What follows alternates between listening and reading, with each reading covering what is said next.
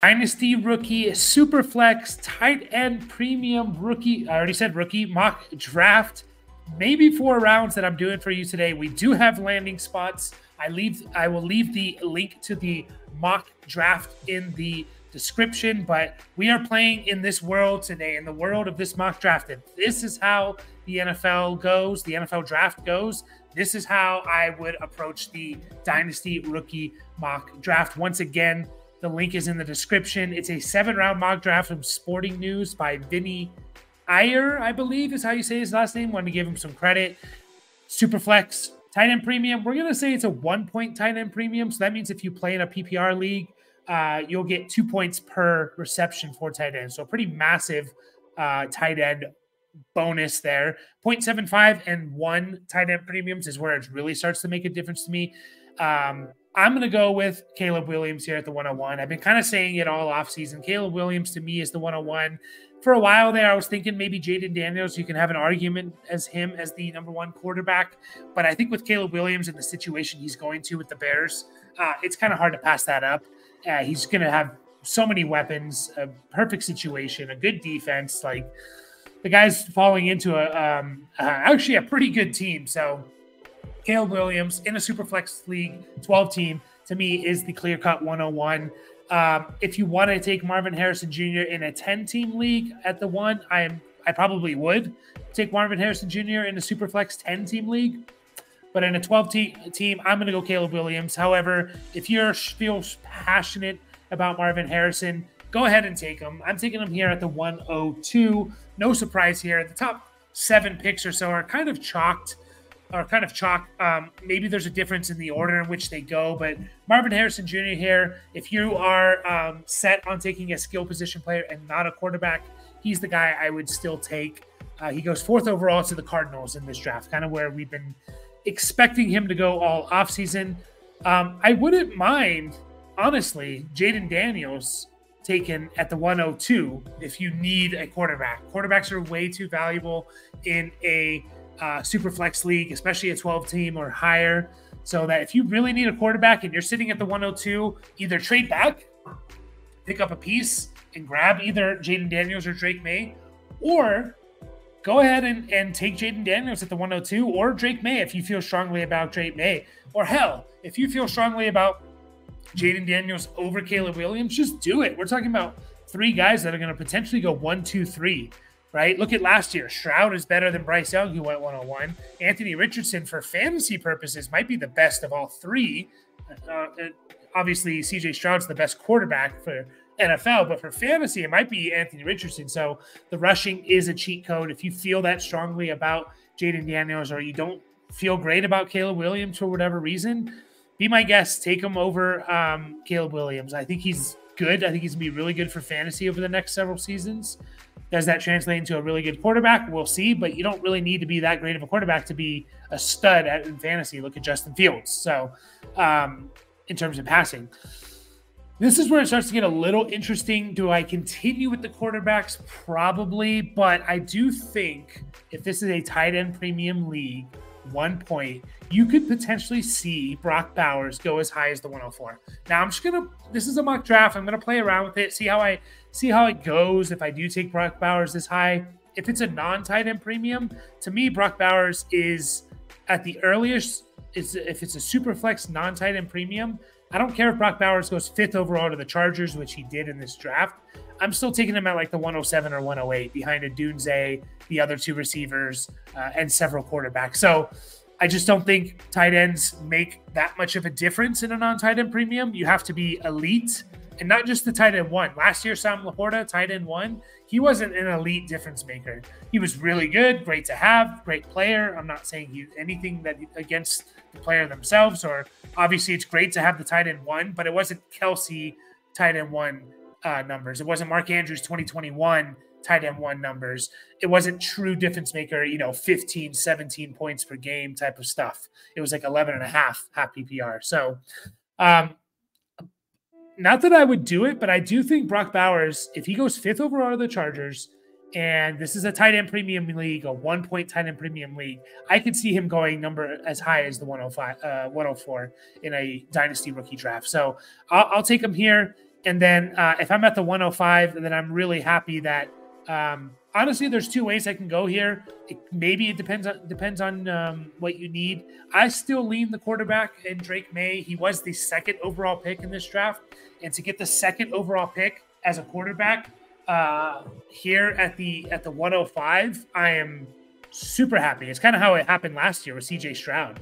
I feel like he fell to like the 105, 104, and you're ecstatic if you got CJ Stroud, the best player in the rookie draft by far last year, at the 105. Same thing could be this year. Drake May could be the best quarterback in this NFL draft. I wouldn't be surprised, right? He's going into a decent situation with the Commanders. He gets to throw the ball to Terry McLaurin and Jahan Dotson, two good receivers, so it's not like he doesn't have weapons.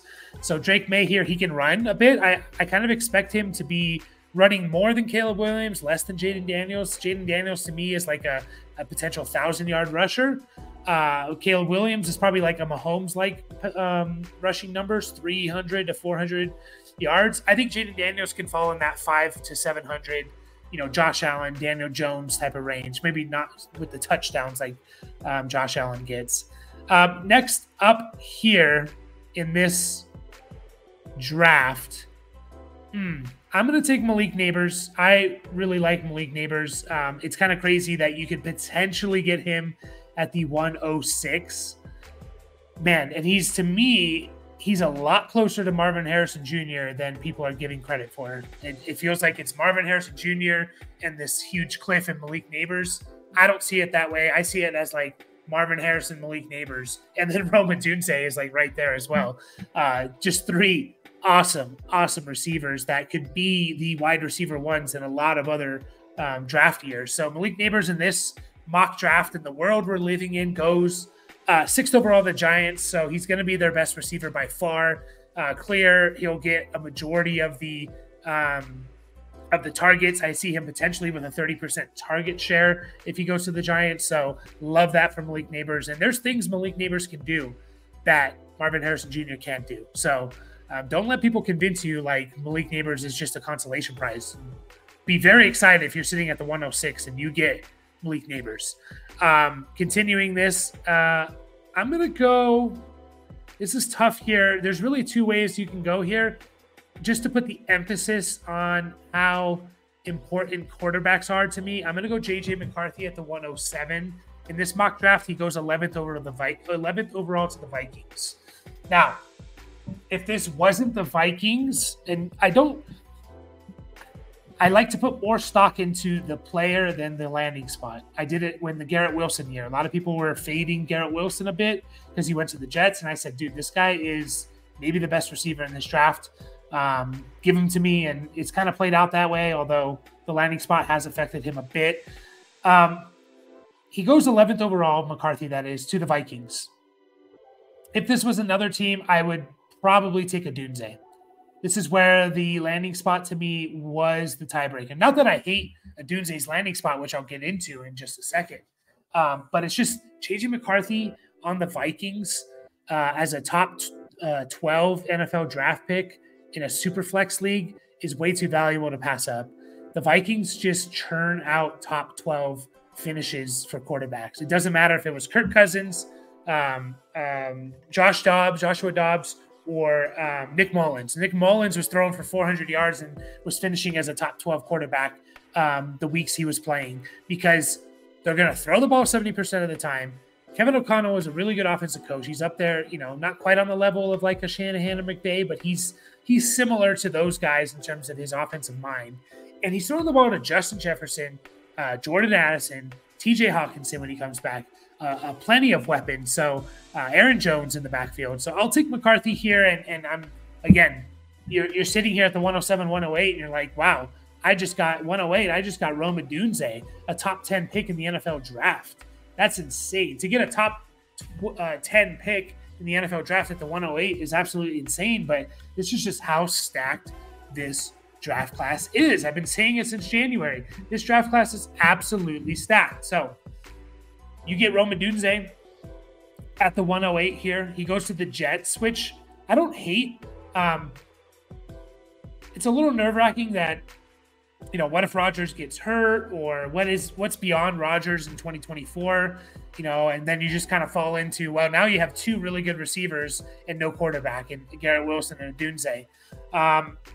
Hopefully they get it figured out, or hopefully Rodgers is fine this year and then maybe plays in 2025.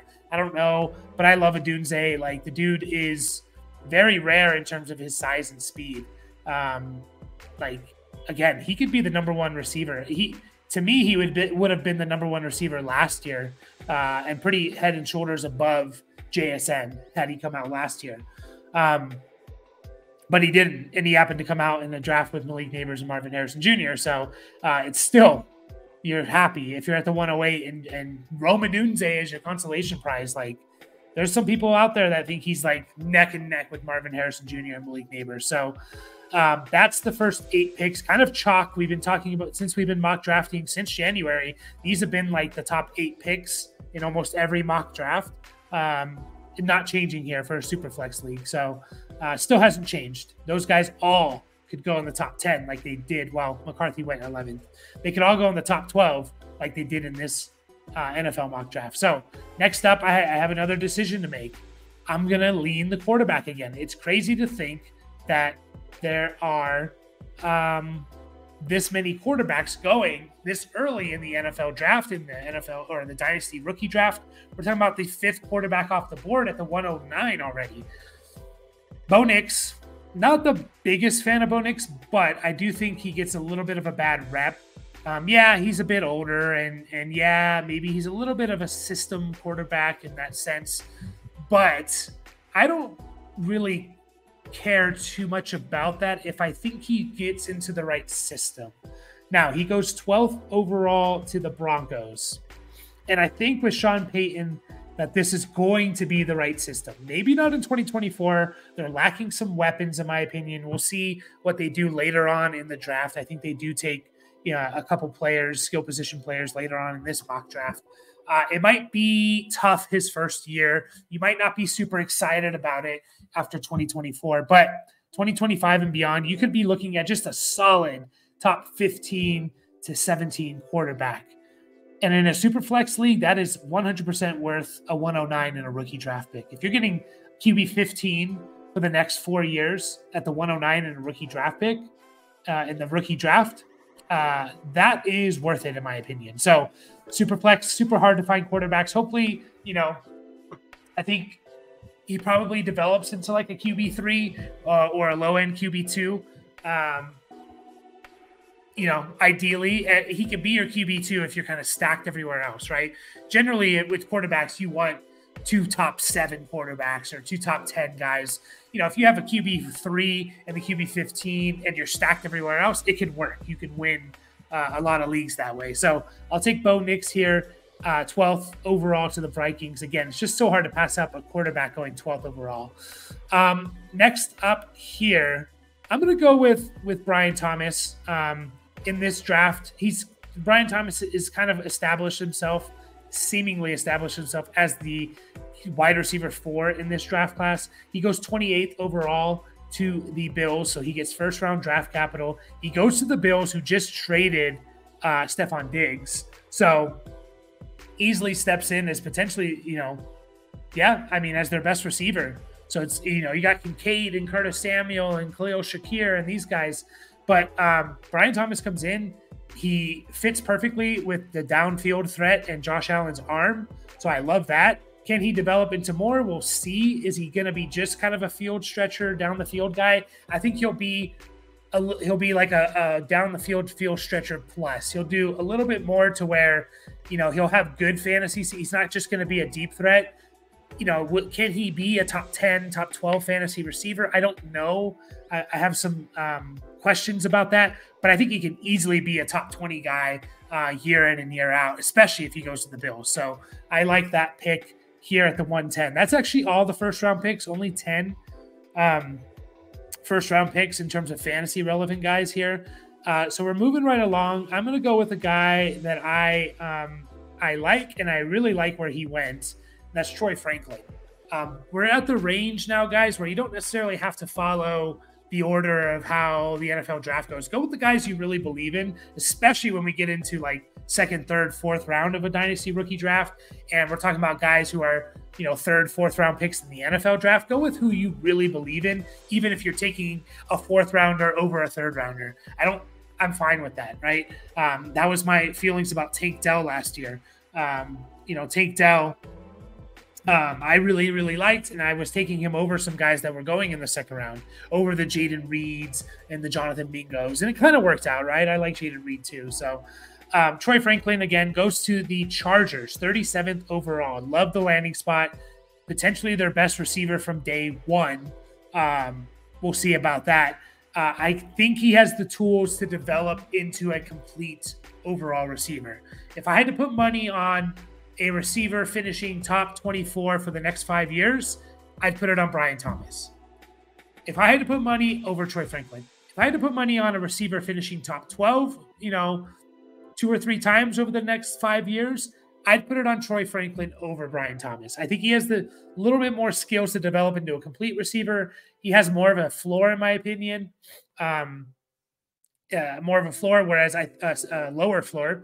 Whereas Brian Thomas, to me, his skill set is coveted and gives him a pretty high floor, in my opinion. So that's kind of where I'm at with those two guys. But I love the Chargers draft spot. 37th overall, gets really good draft capital, steps in, is probably the number one on that team.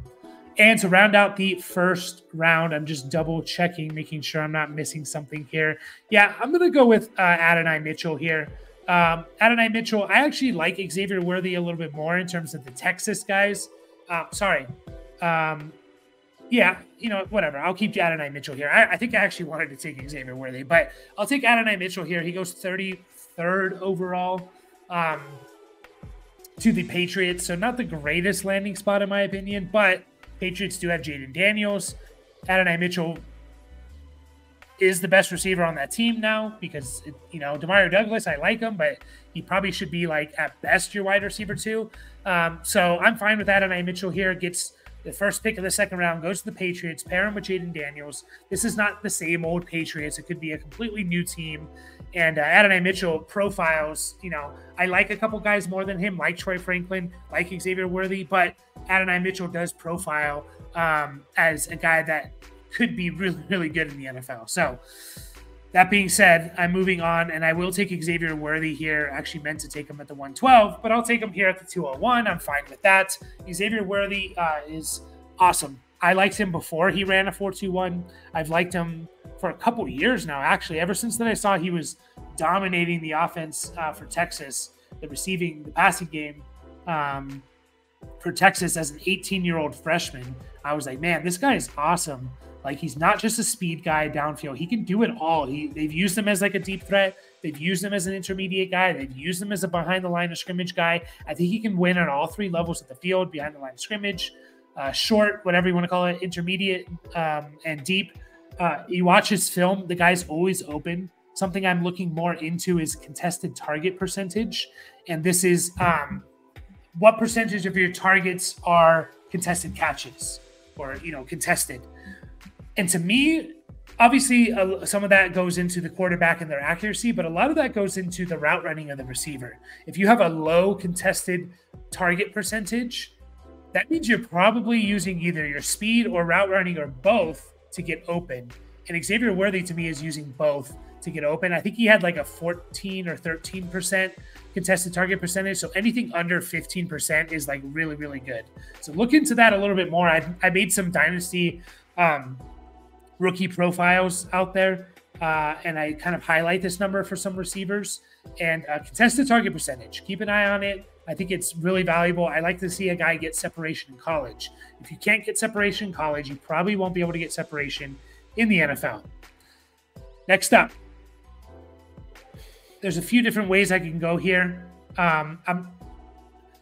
If I'm playing this as team 2 and I took Marvin Harrison Jr. number 1 overall, I'll take Michael Penix next here. I'll take a quarterback. I'm happy to get a quarterback, in a super flex league. Again, the 6th quarterback off the board goes 47th overall to the Giants. And I think this is a really intriguing spot. 1, he's going to get to sit for a year. Giants are keeping Daniel Jones as much as if you hate it or whatever, they're paying him way too much money. Let him play out another year, see what happens.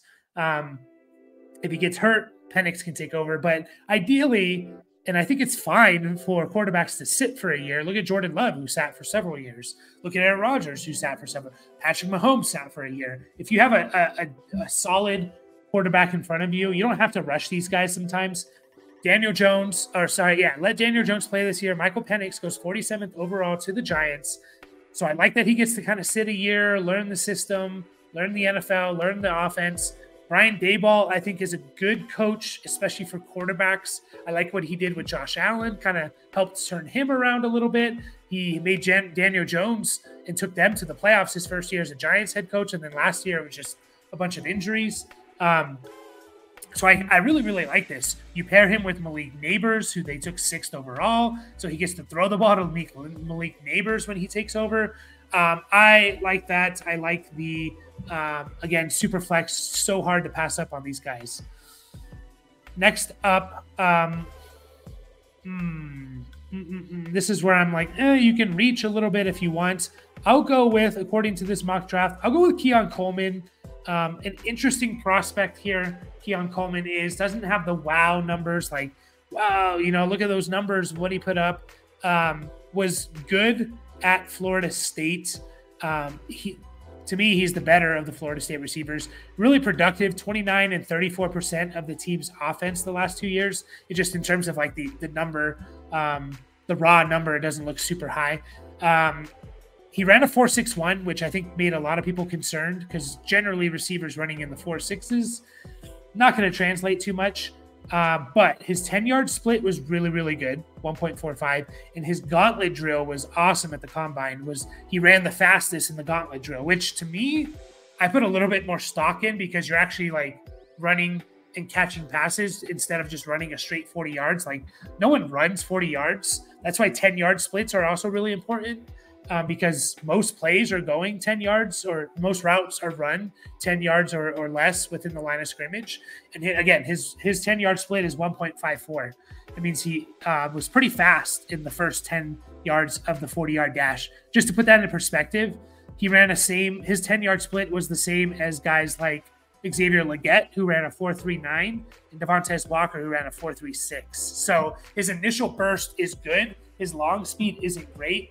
I don't know if I mentioned where he went in this mock draft, which sorry if I didn't, but he went 51st overall to the Steelers. So I don't think it's out of the realm of possibility that he is the best receiver on that team. I know people really like George Pickens.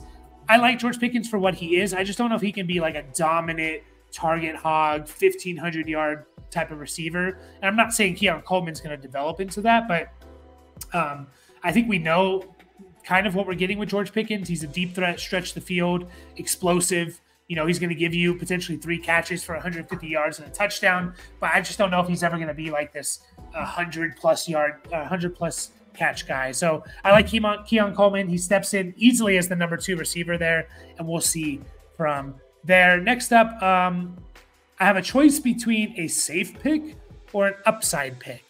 I'm going to go with the upside pick because we're in the middle, close to the middle of the second round. I play fantasy football in general, dynasty, redraft. I play for upside. I'm going to take Xavier Legette here, who I have some concerns about, but he goes 46 overall to the Colts. Not the greatest landing spot, but I think he has the potential to be, their number 2, potentially their number 1. And I think there's enough volume to go around in the RPO system with RPOs. Shane Steichen, Anthony Richardson, they're going to run RPOs. Think of the Eagles. Not a whole lot of passing volume, but it went to 3 guys.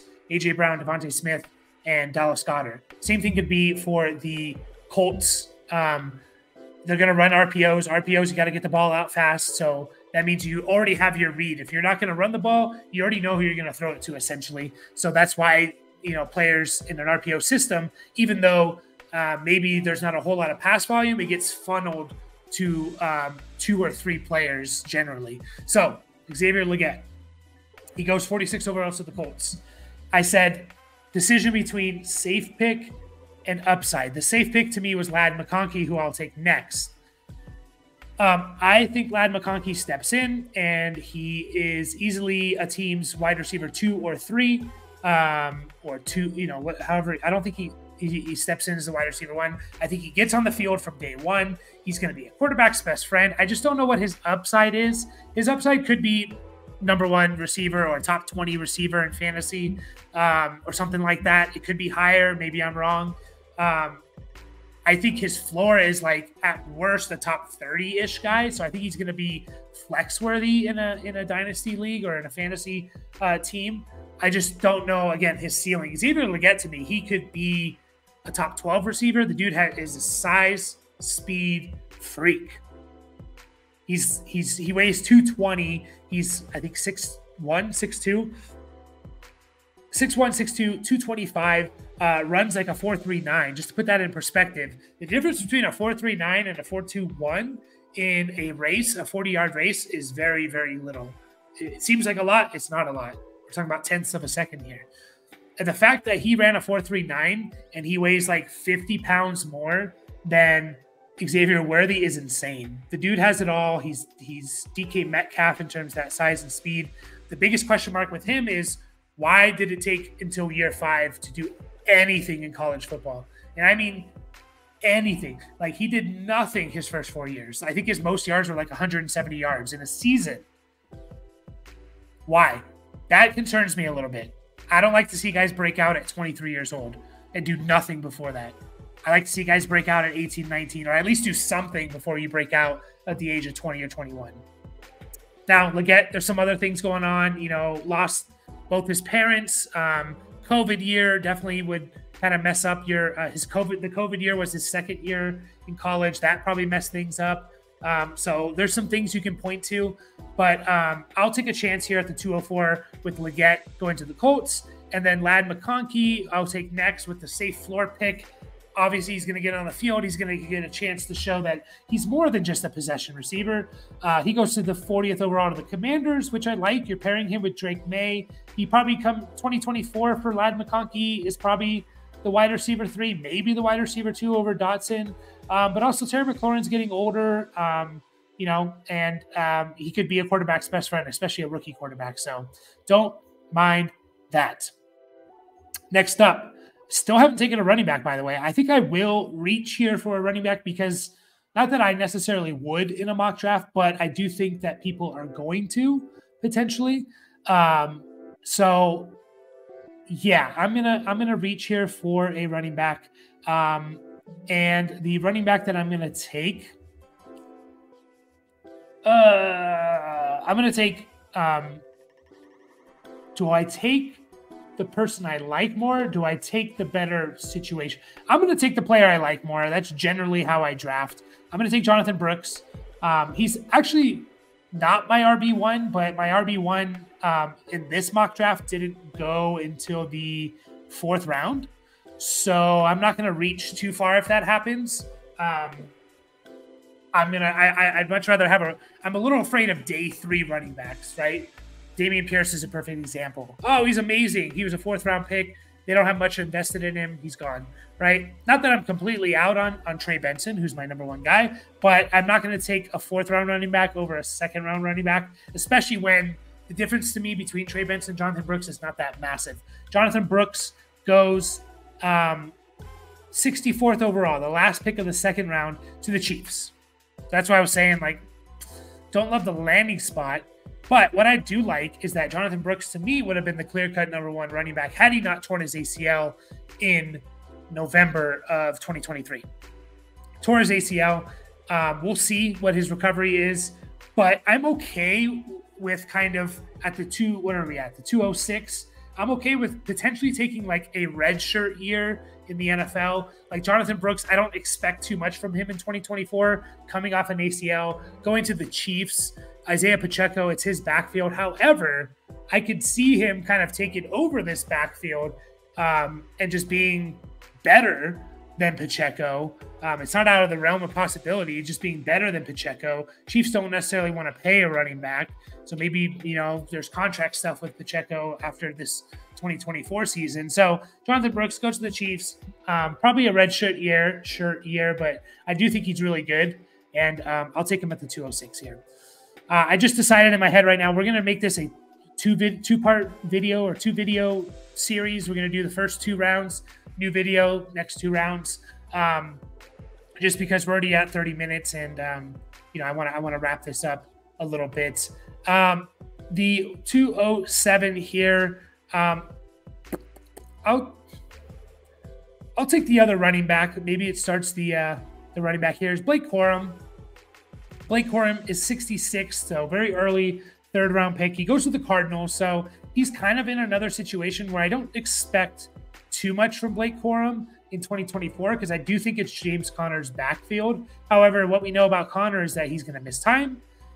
He's going to miss several games, probably, a handful of games. And he's probably done after 2024, to be honest. And the Cardinals are probably done with him.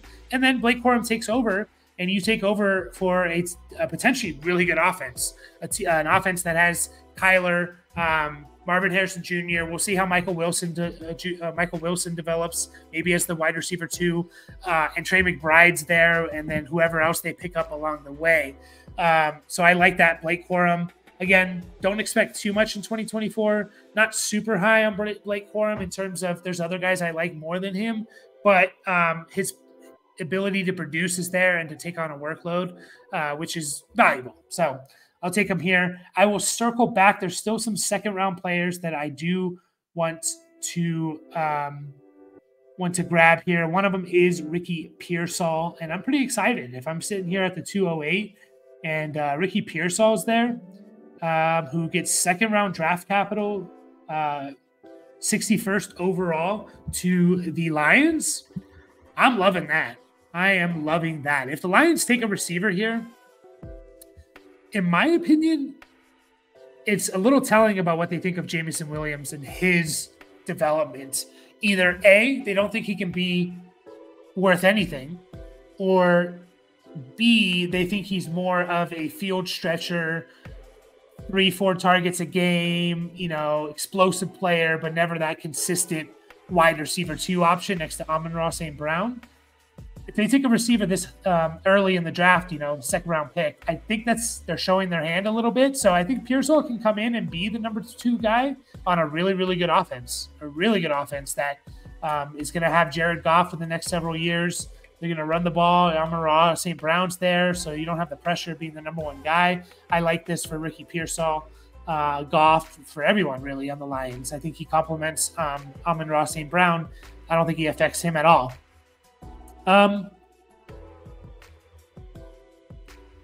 Next up, I'm going to take another Chargers receiver here. A guy that I guess is pretty far down the list. Another Washington receiver. Now, I don't really see him being drafted over the other Washington receiver. Jalen McMillan is usually the 3rd Washington receiver off the board. Here, he's the 2nd. He goes 69th, nice, overall to the Chargers. The Chargers did draft Troy Franklin. We got to keep that in mind, and Brock Powers. So they've kind of revamped their whole offense here. There's a chance that McMillan is better than Troy Franklin. It's not crazy to think that. We're not talking about Marvin Harrison Jr. versus McMillan. There's a chance that Troy Franklin, is a nice receiver or a bust, and McMillan, who I really, really like. And I think he's kind of a sleeper, in my opinion. So if he gets this draft capital, no one's talking about him in the dynasty community. So if he gets this good draft capital, goes to a good opportunity with a good quarterback, and potentially, there's kind of a ambiguous or, a wide receiver room that's up in the air a little bit about who's the number 1 guy. If he gets that type of position, draft capital, and goes to that spot, I'm all in on Jalen McMillan as a potential sleeper, maybe as like a 3rd-round pick. Again, people just aren't talking about him. So if your league mates don't really follow, fantasy football stuff, everyone knows Rome Odunze and Caleb Williams, Marvin, even guys like McConkey and Worthy running the 4-2-1. Jalen McMillan, to me, is a sneaky, sneaky sleeper. And I'm intrigued about his possibility. He's one of those where his contested catch target is very, very low. He was kind of hurt last year, but he did break out at the age of 19. He was just a good, solid produced well for them at Washington. So I like that pick here.